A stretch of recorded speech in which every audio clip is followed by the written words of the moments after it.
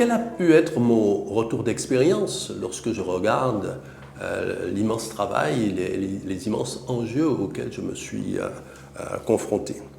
Le plus grand défi que j'ai eu à relever, c'est de mener une immense transformation. Nous parlons là de 500 millions de travaux à peu près à la tête d'une commune de 20 000 habitants, 17 000 exactement à mon arrivée comme maire, avec une dotation de l'État, ce qu'on appelle une DGF, proportionnelle au nombre d'habitants, et donc, on le voit, réduite.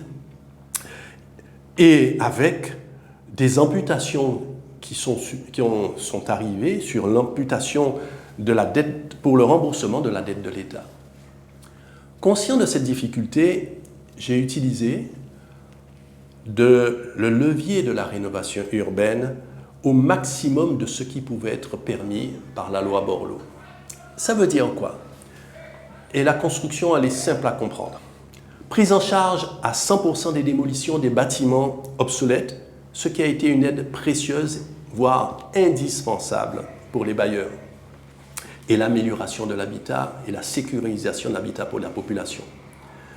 Mais aussi, et on le sait moins, c'est jusqu'à 35% de participation au plan d'aménagement de la ville, place du marché central, plan lumière, achat de la Renaissance, jardin du cimetière d'Henri IV, place des dissidents, et j'en passe.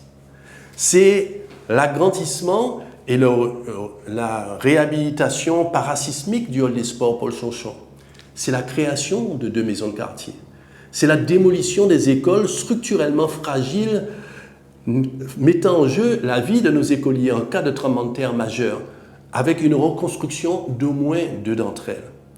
Ainsi, avec moins de 30 millions de participation financière de la ville exigée, auxquelles nous avons répondu en offrant sur notre patrimoine, pris sur les cités sociales et leurs terrains d'assises, j'ai pu lever 450 millions effectifs de travaux sur le territoire pointois.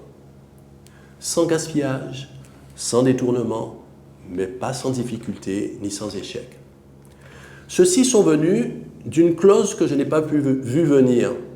Sur toutes les opérations, même celles financées à 100%, la ville était maître d'ouvrage. Alors, c'est un terme technique que j'ai appris moi-même à connaître, mais ça veut dire quoi? Ça veut dire que c'est la ville qui doit se débrouiller pour aller chercher les subventions qu'elle a eues, mais c'est elle qui conduit les travaux, qui paye les entreprises, et ceci jusqu'au bout.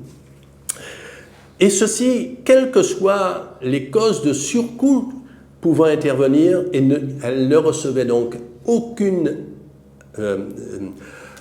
aide supplémentaire.